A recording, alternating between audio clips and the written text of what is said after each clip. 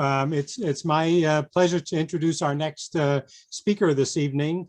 He's been a formidable advocate for environmental concerns over these past 20 years, first at a group called NJPIRG, which was the New Jersey Public Interest Research Group. And for the last 15 years, he's been involved with the Environment New Jersey, and I believe for the last 9 years as their state director. I've been at numerous hearings where he's given testimony, and I've found him consistently to be a passionate and articulate proponent for the environment. And so we're very pleased to have Doug O'Malley here this evening. Doug, will you take it from here? Surely. We'll see if I can figure out the share screen process. Just give me a moment here. And just give me a shout if it's you're seeing what I'm seeing. Yep, looks good. All right, that's always a plus when those things work, right? Never gets old. I still feel special when I can do three-way calling. I still feel special if I can have my PowerPoint slideshow work. But that was a wonderful introduction, and part of the reason I'm so thrilled to be here tonight is because we've done long-term advocacy with DEP. So I'm obviously a little harder during the pandemic, but I did just get a chance to see Peg Hanna, who's the head of mobile sources for DEP, at a electric vehicle event in Somerville just earlier this week. And then we have used the research and data from the American Lung Association for years. And actually one of our premier victories in the legislature to pass clean cars. That legislation was passed more than 15 years ago, created a national standard for other states to join us. That effort was assisted through the work of ALA. So this is really kind of, we're amongst friends here talking about sustainability and air quality. And that this is something I think that obviously all of us care about. But as you might know, your friends and family probably aren't thinking about this on a daily level, and they should. Something that really struck me during the height of the pandemic is that beyond kind of the clear skies that we saw in some of the most polluted areas of the world, it was obviously, you could, to some degree, tell a difference in air quality in New Jersey as well. And then something that really struck home for me is that the rate of premature babies across the country, especially in areas that normally have high preemies, I would say disappeared, but dropped remarkably. And obviously correlation is not causation, right? But there is a direct link between air quality and public health. And the work of the American Lung Association directly shows that when we have bad ozone days, right, we see more asthma attacks. We also see more premature deaths. And I think the research from the Harvard School of Public Health continues to astound me. It's just that direct link of air pollution with our public health and how we go about our lives. And this is also what Kevin was referencing. There is a difference on what we breathe and the quality of the air we breathe, and we intuitively know that. But what we've seen of the last, during the pandemic, especially when it was directly linked to having COVID spread more in disadvantaged communities, especially communities of color, is that this link of air pollution became more real. Right, people were literally dying of the virus in places that had worse air pollution.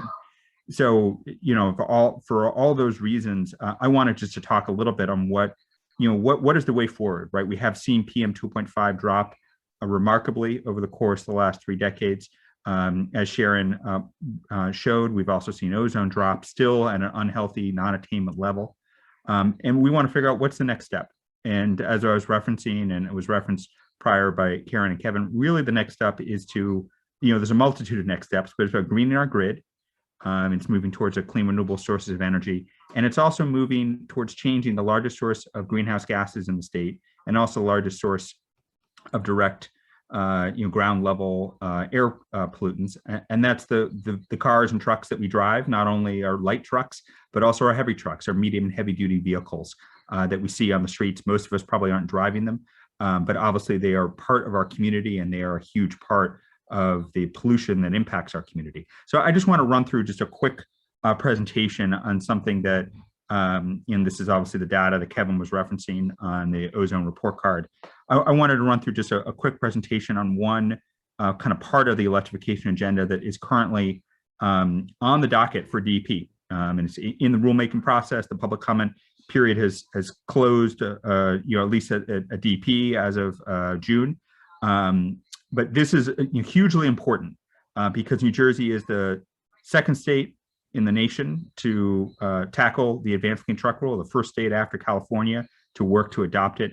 Just like clean cars was a legacy that started in California and other states joined, and New Jersey was the first state to do it legislatively, we hope that other states will join New Jersey in adopting the advanced clean truck rule. And in a simple word, the advanced clean truck rule is a stick. It's a mandate to start slowly but surely to electrify our medium and heavy duty truck universe. And just to give an idea of what does that mean, right? What is a medium and heavy duty truck? What is class 2B and 8? This little graphic right by the right hand side kind of shows the world, right, of an SUV is a class 1.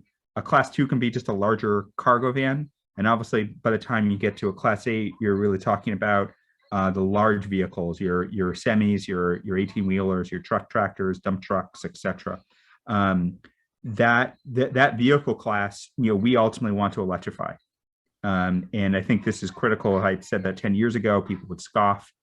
We are increasingly seeing electrification, not just be something that we mandate and hope it will happen, but literally, the product is there, and it's a question of how quickly we can get it adopted. And I don't want to make light of it. This is a huge challenge, both in electrification of all of our vehicle fleets, because we are replacing not only the vehicles, but also the mechanism of fueling them. In this case, we're moving from a fossil fuel-based fuel, either diesel or gasoline, to electric charging.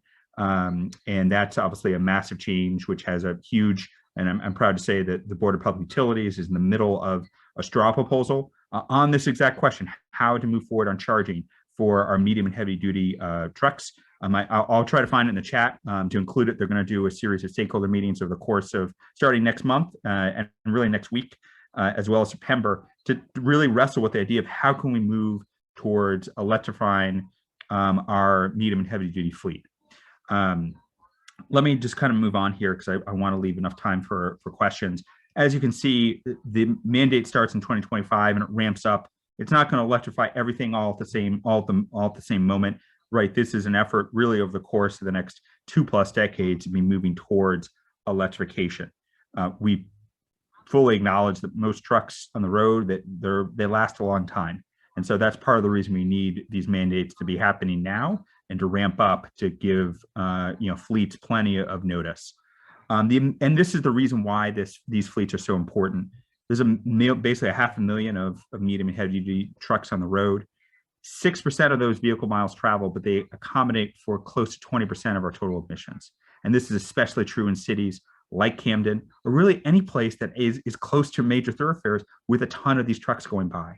And so this really gets at the heart of environmental justice. The problem that obviously some communities, in this case, in the Tri-County region, Camden is the best example, that just have high levels of asthma and high levels of traffic, right? And that there's obviously a direct link there, as residents of Camden will tell you. This is just a quick, chart of the sales requirements. As you can tell, they ramp up modestly. It's also important to know that this is the stick. There also is a carrot, and the Economic Development Authority right now is helping to fund voucher programs to encourage fleets to electrify. We know obviously the cost differential is still there. These trucks are more expensive, but the idea is that with incentive programs, you can have both a carrot and stick approach and move towards a technology forcing mandate to ensure that these vehicles are more common on the road. This is an important, data point here, because if you look at this, the amount of pollution reduced is not astounding. Although I would say 4 tons of NOx per day is pretty significant, more than 1,300 tons per year, also very significant. The levels of PM 2.5, not a slouch. The levels of greenhouse gases, we have roughly more than 100 million metric tons of greenhouse gas emissions. This isn't going to solve that, but again, it's where the emissions are happening. that is critical when we think about this from a public health perspective. There's also expected increase in jobs because we are literally working to transform our transportation economy, right? So obviously some sectors, are going to change, but we are looking at ultimately economic growth through this. And this is say nothing but public health benefits. And that's always kind of job number one in our minds. What can we do to increase public health, right? This is about the quality of the lives of our fellow residents and citizens all across the state. I also just wanted to reference, just in my last minute here, the fact that Camden really is at the forefront of New Jersey Transit's electrification push. The Newton Street Garage is poised to have 8 electric buses join its fleet by the end of this year. This is a photo of a NJT bus right outside of Walter Rand. If you can kind of squint, you can see those pillars in the background. Our hope is that NJT is going to be not only fully complying with the EV law, which mandates 10% of New Jersey Transit bus purchases 3 years from now are electric, but essentially electrifying its entire fleet, or at least purchase-wise, over the course of the next decade. This will get NJT to be in line with other major transit agencies, but this is part of kind of the electrification revolution that's going to happen over the course of the next decade, whether it be our cars, whether it be buses, whether it be school buses, whether it be cargo vans, and drayage trucks, or whether it be the semi rolling down the turnpike.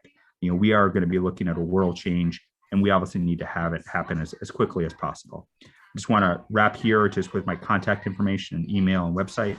A lot of friendly faces that I see out there, but for those of you that are interested more, here's additional ways to be in touch. And let me turn it back over to you, Sean, because I know in advance there are a ton of great questions I wanted to leave